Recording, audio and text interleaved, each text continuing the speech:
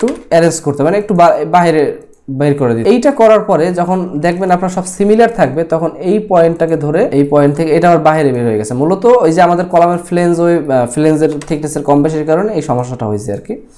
আচ্ছা, এটা সমস্যা না, এর কাজের ক্ষেত্রে তো এরকম থাকবে। আমার তো মূলত মানে প্রতিটা পার্ট বাই পার্ট আলাদা আলাদা যদি আমরা করি এক্ষেত্রে আমার অনেক সময় লাগবে, ঠিক না?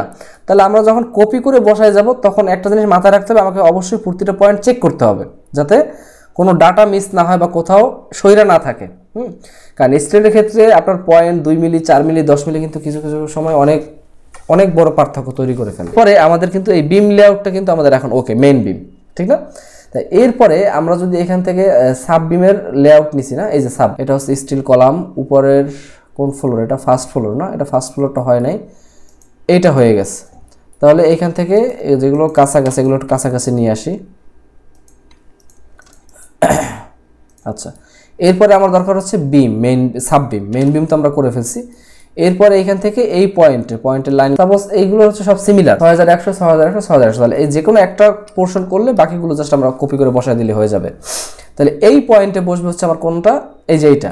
তাহলে প্লেটটাকে যদি আমরা সেন্টার থেকে কল্পনা করি, যদি এটা সেন্টারে থাকে, এইখান থেকে একটা লাইন নিলাম, ওকে। এরপরে প্লেটের উইথ কতটুকু হবে, ধরেন আমরা এখান থেকে 6 মিলি অফসেট গেলাম। তাহলে এইটার যে দূরত্বটা, সাপোজ এটাও যেমন এই পয়েন্ট থেকে 75 মিলি বা 50 মিলি মিনিমাম দূরত্ব রেখে এই জিনিসটা হবে। এগুলো অ্যাজ পার ডিজাইন অনুযায়ী যে দূরত্বটা আসবে ওই দূরত্বটা এখানে মেনটেন করতে হবে, ওকে। তাহলে দেখেন এই পয়েন্টে একটা বসছে এবং আমাদের এই সাববিম কিন্তু এই পয়েন্টও একটা ছিল। আমরা কপি করে এই সেন্টার পয়েন্ট ধরে এখান থেকে এই পয়েন্টে বসাই দেবো, ওকে। এরপরে একটা যখন পুরোপুরি কমপ্লিট হবে তখন আমরা প্রত্যেকটার পয়েন্টে ধরে জাস্ট প্রত্যেকটা জায়গায় গিয়ে আমরা এইগুলো বসাই দেব।